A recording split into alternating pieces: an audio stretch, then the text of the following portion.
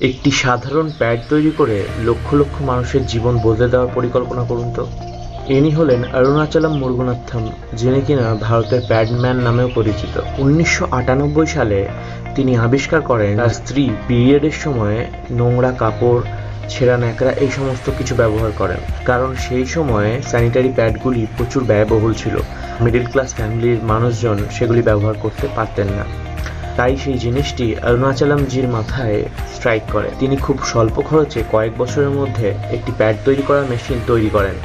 ঠিক সেই সময়টায় তিনি তার ফ্যামিলি এবং সমাজের থেকে বিভিন্ন রকম বঞ্চনা পায়। আজকে তার প্যাড তৈরি করা মেশিনগুলি আমাদের ভারতবর্ষের 29টি রাজ্যে এবং বাইরের কয়েকটি দেশেও এই মেশিন ব্যবহার করা হয়। স্বল্প খরচের মাধ্যমে লাখ লাখ মহিলার জীবন পরিবর্তন করে দিয়েছেন এই মানুষটি।